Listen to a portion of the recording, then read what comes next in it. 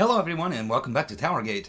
It is Towergate day number 815, June the 19th, 2019. Thank you so much for tuning in. Alrighty, before I get to the news topics of the day, just wanted to comment on the on Hannity. Yes, Hannity. Now, I'll be the first to admit that Hannity never was a big fan of his in the past, but he has done a pretty darn good job covering the Spygate story. He's been all over it, so he's doing a pretty good job on that. But he drives me nuts. I'm sure a lot of you as well, because he just really won't shut up. He has good guests on his show, but he never lets them actually talk. You know, he spends more time talking than they do, and I want to hear from them, not him. I've already heard his line. He repeats it over and over and over again. And anyway, I put up with Hannity just so I can hopefully get something out of his guests when he stops talking over them. But last night I was about ready to pull my hair out. Literally about ready to pull my hair out. So I don't know how many of you were watching. It was 2 nights ago, actually. 2 nights ago, I'm watching Hannity, and he gets onto this thing about, you know, Trump has ordered, you know, Wray and Haspel to cooperate, to fully cooperate. And then he says, and Haspel said that she is going to fully cooperate with the investigation, and we're going to get to the bottom, blah, blah, blah, blah, blah, blah, blah, blah. And I'm thinking, oh my God, you got to be kidding me. You got to be kidding me. Oh my God. Obviously, Hannity has no idea. Hannity has no idea that Gina Haspel was the station chief in London in 2016. He has no idea that Gina Haspel was the protege of John Brennan. Hannity has no idea that Brennan placed her there just before the plot started. Hannity has no idea that Haspel would have been in those JIR,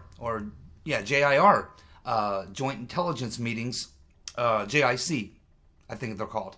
These meetings that Christopher Steele has described, other people have described, which is that the CIA station chief attends monthly meetings with the British heads of their various intelligence agencies and State Department officials. So, and also, we learned from Jeff Carlson that Haspel, because of the way things work in the CIA, as the station chief there, she would have had to have signed off on, and certainly would have had to have known about, any type of things going on involving the CIA in London during 2016. So I was just pulling my hair out last night when Hannity's like, oh yeah, Haspel, and she's going to cooperate, and blah, blah, blah, blah, blah. I'm thinking, Haspel and Wray aren't going to cooperate. Haspel and Wray are going to continue to do what they've been doing, which is to cover up. And ultimately, now Wray is not really involved, but Gina Haspel certainly is. She needs to come clean, and she needs to resign. And she needs to not just come clean and resign, she needs to go to Attorney General Barr, and she needs to basically admit what she was a part of, or certainly had knowledge of. She's sitting back playing stupid. She knew exactly what was going on as the CIA station chief in London in 2016. She's not cooperating at all. If anything, she's burying and destroying documents, the same as Christopher No-Shit Sherlock Wray. And if Barr and Durham want to get things moving along, they're going to have to put the boot to Christopher No-Shit Sherlock Wray and Gina Haspel. But Sean Hannity, it's just funny watching him, because I'm thinking, man, how many people, certainly everybody that watches my Towergate videos, it must be pulling their hair out right now, because we all know that Gina Haspel was the station chief in London in 2016 and had to know about everything that was going on, was likely a part of it. She's John Brennan's protege. Brennan has brought her along with him all throughout his career. So her loyalty is to Mr. Potato Head, not President Trump. But like I said, everyone probably, I'm thinking, man, everybody that watches my videos has to be pulling their hair out right now, because Hannity is sitting there telling his audience that Gina Haspel has gotten the word and she's going to cooperate, blah, blah, blah, blah. Yeah, I saw her statement. She's going to cooperate, but she's not going to, but she is going to protect sources and methods and blah, blah, blah, blah, blah, and these other things. Bullshit. This was not a normal intelligence mission or operation or anything like that. This was an attempted palace coup. It was the CIA involving themselves in something they're not supposed to be involved in, and that is domestic affairs. That's why they subcontracted everything out to the foreigners and had the foreigners do the dirty work for them. But their involvement was about things going on inside the U.S. presidential election. Even though they spied on the characters overseas, but it was a domestic plot, no question about it. It violates their charter, which they do all the time. But this time they got caught, and Gina got caught, and so certainly Barr and Durham must know at this point that Haspel was the station chief in London in 2016. I find it incredibly difficult to believe that they wouldn't have stumbled onto that little factoid by now. But Sean Hannity certainly hasn't figured it out. Someone ought to send him an email. Hey, Sean, did you know Gina Haspel was the station chief in London in 2016 and had to be part of the plot? Man, will he have egg on his face? Will he be embarrassed? I wish somebody would let him know, because he's looking mighty stupid. And I was hoping that one of his guests would correct him. None of them did. I mean, does Sarah Carter know that? My. They need me on the Barr team. Attorney General Barr, give me a call. I'm willing to help out. I sent you my timeline. It's all there. It's all there. Give me a call. Well, something good that did come out of the Attorney General's office here in the last couple days is it appears that Attorney General Barr's top deputy, Jeffrey Rosen, has sent a letter to the New York State prosecutors letting them know that Maine Justice was going to be monitoring the transfer of Paul Manafort to Rikers Island. Now, since receiving that letter, the New York State prosecutors have reversed their decision to send Manafort to Rikers Island. And that's good, because Rikers Island's maybe one of the worst places you can be sent. And let's face it, Manafort's been through hell. He's been, I understand he committed some crimes or what have you, but most people commit the type of white-collar crimes he's committed, go to a white-collar crime prison, which is like, a country club. They've put Manafort in the worst of situations, had him in solitary, and then they're going to send him to Rikers Island? I mean, that's where you send people who are really hardcore, violent people and things, rapists and things and such, murderers. It's just, sickening the way that Manafort's been treated. I mean, I admit that, the fact is, he committed these crimes, but he didn't do a whole lot probably different than many other lobbyists and other crooks in Washington do. It's just that he was targeted because he was Trump's campaign spokesman. That's the crime he actually committed. And he had an ostrich fur jacket. Now, or an ostrich feather jacket. So that was his main crimes. He had an ostrich feather jacket, and he was Trump's campaign chairman, and he was successful at doing so. Now, he's been badly mistreated because this is a state charge. I don't think Trump can pardon him. Trump can only pardon you from a federal crime.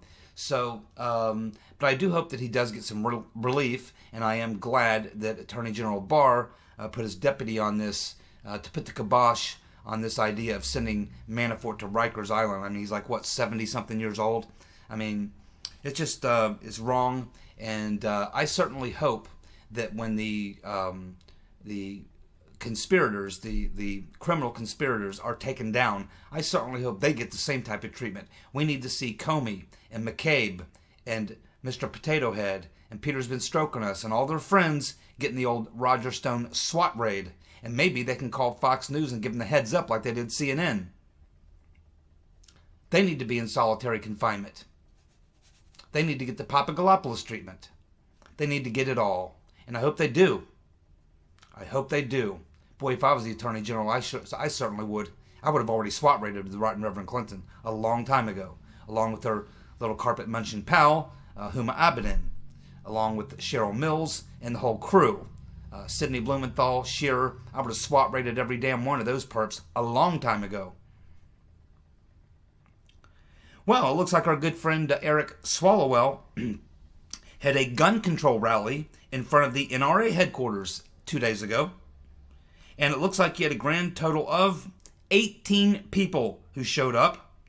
Of course, Swalwell is currently holding steady at 0% in the field of demo commies, fighting for the opportunity to lose bigly to Trump in 2020. Now, if I remember, the original reporting on the story was that there were actually more journalists there to cover the event than there were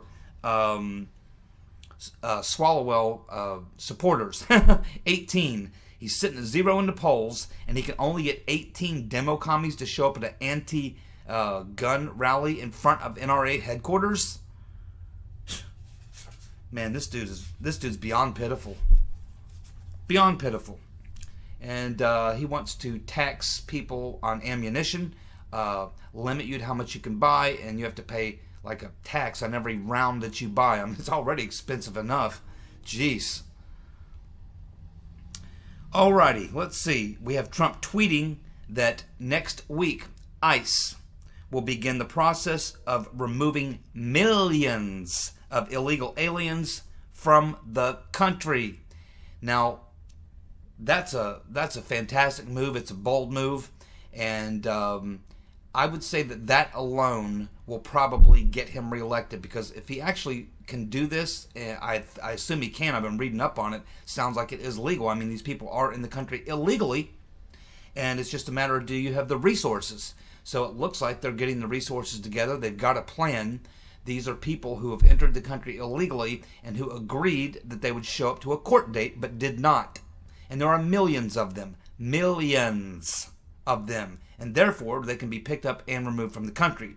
So it appears it is legal, and it looks like next week they're going to start the roundup. Now, this will get Trump's base so fired up that when 2020 comes around, he will get a 100% turnout. People will crawl on their bellies over broken glass for 15 miles and barbed wire to go vote for Trump if he actually pulls this off. Absolutely. Absolutely. Man, you talk about following through. This would be bigger than just building the wall, and we are building the wall. I think we get, 2 to 3 miles a day of wall is being built. It would go up much faster if it weren't for the demo commies and the Republicrats blocking it. Well done. Trump says that they will be removed as fast as they came in. Hopefully faster. Well. And a follow-up to a story that's been kind of breaking in the news the last 2 days about the fact that the FBI, the DOJ, the Mueller team never actually saw any of the forensic evidence proving that the Russians hacked the DNC. And as anyone knows who's been following this story for as long as I have, and many of you have, you know that there was never any proof, real proof. CrowdStrike, even the people who did the alleged investigation of those servers, even they have been saying since day one that they're not 100% sure that it was the Russians, but they think it's the Russians. Fuzzy Bear and Fancy Bear, right? Well, get this. Many of you will remember this guy from about a year ago, this attorney named Ty Clevenger. Ty Clevenger. He's an attorney who was sort of working on his own on trying to solve both the who really did the Russians really hack the DNC, and also kind of on the Seth Rich theme. And so Ty Clevenger had filed a FOIA with the NSA seeking any data that involved both Seth Rich and Julian Assange. The NSA did respond to Clevenger's FOIA request by saying that they have 15 files containing 32 pages, but they're all classified, so the NSA could not release the files to Ty Clevenger because of their classification. But what does that tell us? It tells us that, in other words, that there are communications between Seth Rich and Julian Assange. There are communications between Seth Rich and Julian Assange. 15 files containing 32 pages. Oh my. Yes. Yes. The fact is that there never was any forensic evidence that Russia hacked the DNC, as Ty Clevenger and as Roger Stone's attorneys are pointing out. And now even the FBI and Mueller are being forced to admit that fact. Also, CrowdStrike told the Washington Post in an interview on June the 14th of 2016 that they are not sure how the hackers got into the server.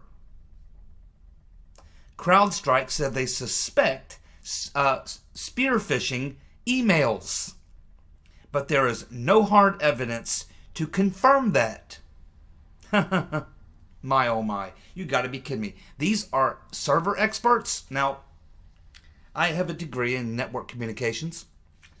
I do remember some of my classes. It's been a long time, but I remember some of my classes. And I do remember when we went through servers, building servers, setting up server networks, running reports, and going through a lot of different things, learning about what servers, how they work, and what you can get out of servers. And I do remember very well from projects I had to do that the server contains a log, a server log.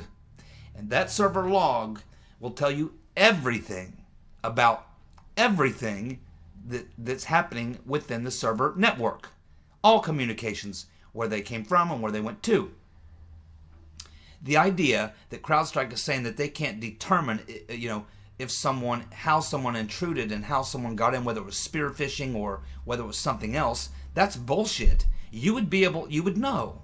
If you're a true expert, and I'm not an expert, I'm not a PhD level, forensic expert in servers, but I have a Bachelor of Science in Network Communications, so I have a reasonably good understanding of how this works, and I can tell you that the log, a server log, will give you, it will tell you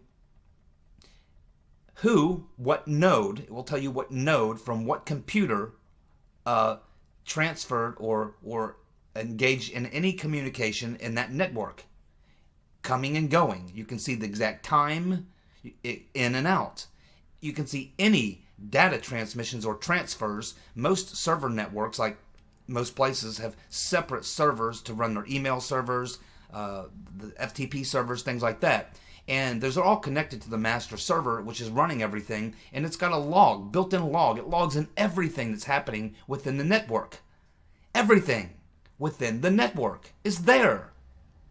And if there were spear phishing, that would be an easy one. That would be an easy one. And you also have the Guccifer 1.0 and Guccifer 2.0 headers that WikiLeaks released. With that data compared to the server log, you should be able to figure out exactly whether or not there was an intrusion by Guccifer or anyone else on the outside. And as William Binney has pointed out, you can actually look at the download speed. You don't see the download speed, you see the download time. You see the time that the download occurred, how long it took. And based on that, you can figure out what the speed was. How many files were downloaded and what period of time. And this will give you a number of how many files were downloaded in that period of time. So, a reasonably good analyst could look at the server log, and especially if they have the data that you're looking for, which has already been released by WikiLeaks with the header on it, so you can see. You give any good forensic analyst that information, and they will tell you probably within a relatively short period of time exactly where the intrusion came from, if there was one. And as I explained before, this information will be held within the NSA as well. So the fact that we have all this information, and the fact that the FBI, the DOJ, and the Mueller team, all these people would know this. They all know this. They're just counting on the fact that the liberal media will not report on it or ask questions about it, and most Republicans or others aren't that interested, or they don't realize how important this is, or because they don't want to expose the fact that it wasn't the Russians. Because let's face it, The Republicans want the narrative out there that the Russians hacked the DNC as much as the Democrats do. They want that narrative out there. That supports their position. Certainly the military-industrial complex wants that. The intelligence community wants that. The FBI wants it. The media wants it. Everybody wants to have the Russians to be the boogeyman. They want the Russians to be the boogeyman because Trump's taken out the other boogeyman, Al-Qaeda. So now they need to go back to the Russians. So the fact of the matter is, the bottom line is, we are now learning something, well, the rest of the country is now learning what many of us have known for a very long time, which is that this entire hoax that the Russians hacked the DNC has never been actually proven. And the company CrowdStrike that did this was brought in by Michael Sussman, Hillary's lawyer. They are CrowdStrike is headed up by two individuals, one who's a Russian-born anti-Putin Atlanticist type guy, despises Putin, despises Russia, or Putin's Russia certainly, and they're Democratic operatives. That's who they are. They are operatives for the Democratic Party. That's whose report they were counting on. That's whose report Comey was counting on. That's who Mueller is relying on.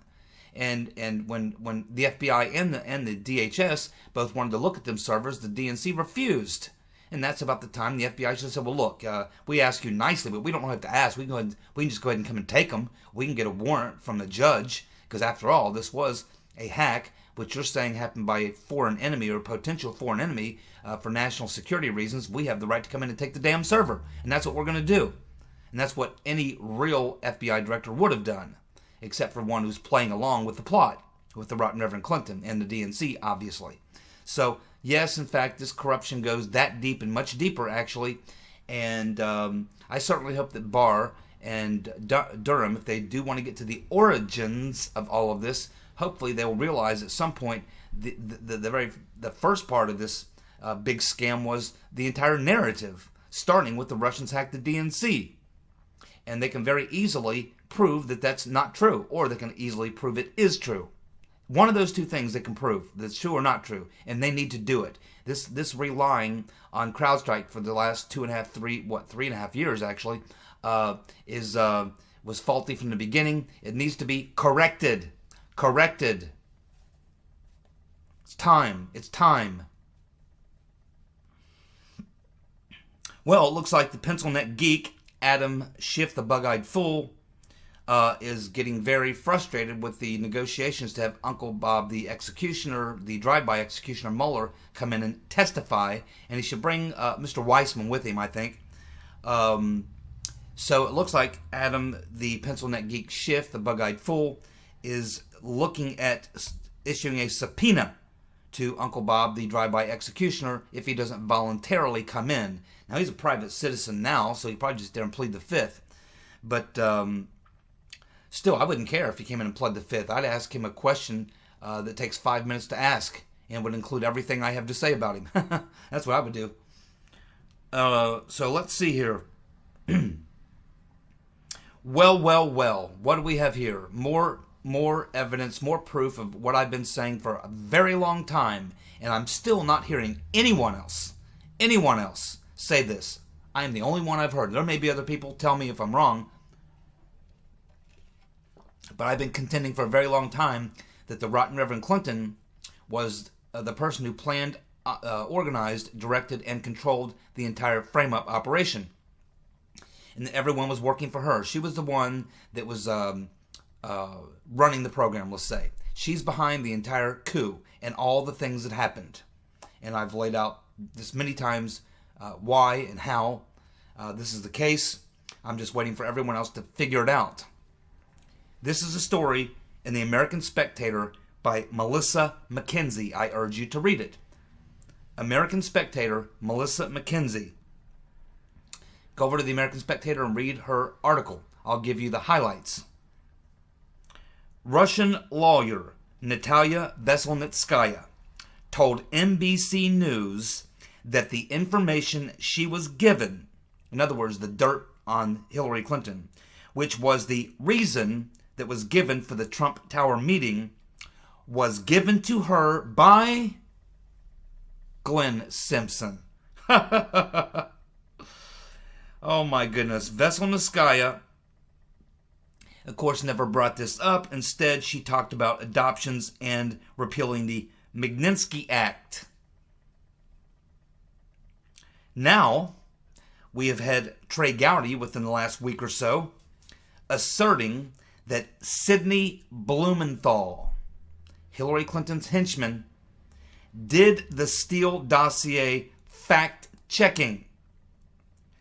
But then when Gowdy is hit with that fact that Sid Blumenthal was likely the person who did the fact-checking on the Steele dossier, Gowdy responds with the following comment. And remember, only Gowdy and Ratcliffe have actually read the complete IC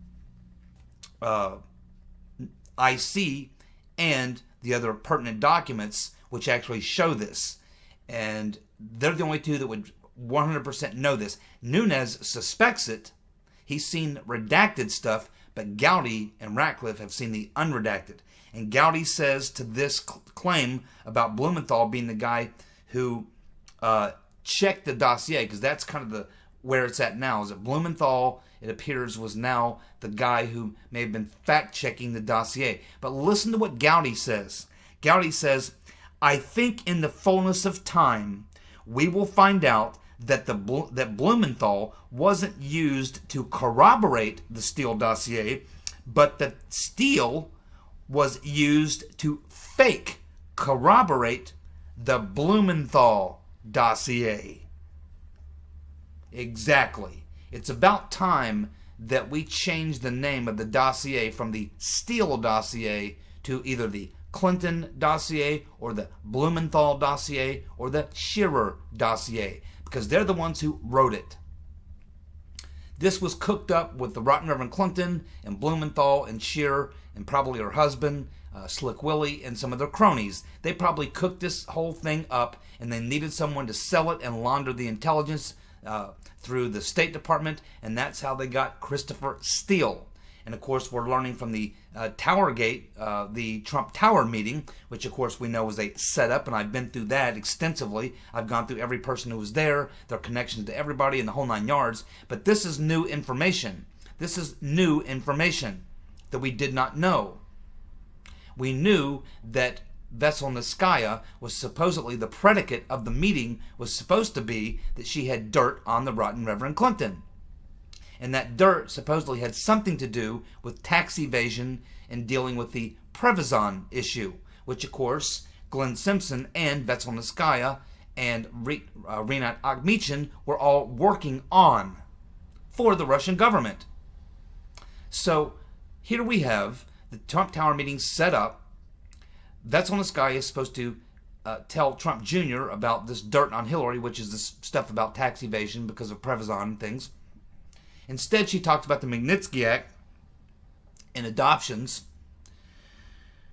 And we find out that the person who told Veselnitskaya or gave her this dirt was none other than Glenn Simpson of Fusion GPS, who's working for the Rotten Reverend Clinton. So the Rotten Reverend Clinton is paying Glenn Simpson of Fusion GPS to do this op research. And at the same time, we're supposed to believe that he is giving negative information to Hillary's opponent via this Russian lawyer, Veselnitskaya. And of course, she never brings it up because the entire thing was a setup. It was a setup. And I'm pretty sure Glenn Simpson wasn't the only one who cooked this up. I'm pretty sure this was cooked up again with the Brain Trust, which would have been the Rotten Reverend, likely her husband, the accused rapist Slick Willie, and of course Shearer and Blumenthal. I mean, this is classic. This is why 2.5 years ago I sniffed this out and said, man, I've been watching the Clintons since the early 90s. This is classic Clinton, man. This is classic Clinton operation. And Shearer and Blumenthal have been Hillary's henchmen for 30 years. Wherever you find Shearer or Blumenthal you'll be able to sniff them out because there'll always be a bad odor. Something will always stink around these two guys, and there will always be a trail leading back to the rotten Reverend Clinton. It was a rotten Reverend Clinton operation, just as Trey Gowdy is saying. The Steele dossier was not the Steele dossier. It was the Clinton, Shearer, Blumenthal dossier. When we get to the bottom of this, and everyone finds out that this was really a Clinton operation, a lot of people are going to be, their minds are going to be blown. Not ours.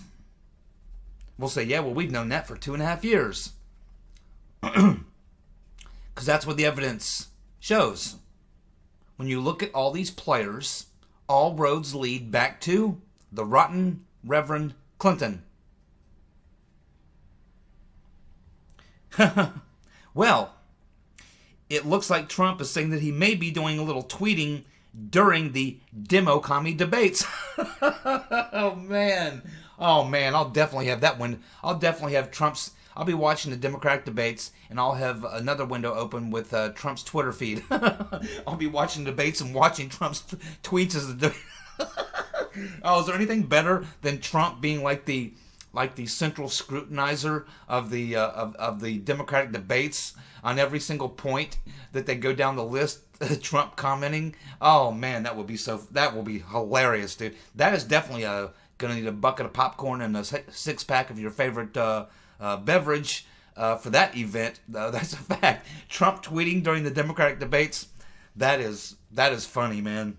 That is funny. Talk about deflating the tires in the clown car while it's in motion. Doesn't get any better than that, does it? The 29th. I hope it's a Saturday night so I can enjoy it. Stay up and watch it and enjoy it. Oh, it's going to be funny as hell. Oh my God. Let's see. Judicial Watch. Judicial Watch has released transcripts of the deposition in the civil court case regarding the Right Reverend Clinton's illegal server and the destruction of the materials that were under subpoena. Justin Cooper, which was, of course, Bill and Hillary's IT guy, and he also worked for the State Department as well. He was double dipping, doing a little moonlighting for the Rotten Reverend and her rapist husband. Justin Cooper says that it was Huma Abedin, who was his primary contact to set up the illegal private server. Problem. Big problem. Because Huma Abedin, the little carpet-munching friend of the Rotten Reverend, testified that she became aware of the server from reading news articles after the information was publicly released. Uh-oh, that's a problem, don't you think? She was Justin Cooper's contact person to set up the server, along with Cheryl Mills. And it was her and Cheryl Mills also, who was caught lying here. Cheryl Mills also caught lying about what she knew about the server and when she knew it. But it wasn't just that Huma knew about the server and was the contact person for Justin Cooper to set up the illegal homebrew server, but in fact it was Huma that instructed Cooper to set up the 3 email accounts on the private, illegal, unencrypted server. And the 3 email accounts were for the Rotten Reverend, Chelsea Hubble, and Huma. Oh, man. Oh, well, I think that's called lying. I think that's a crime. Ask Papagalopoulos about that. Ask some other people about that. They all went to jail, got indicted. Should we expect the same for Huma? We'll see. Somebody tell Hannity that Gina Haspel was a CIA director in London in 2016, so I don't have a fit. Thanks so much for tuning in. I'll be back tomorrow with more Towergate. See you guys. Bye.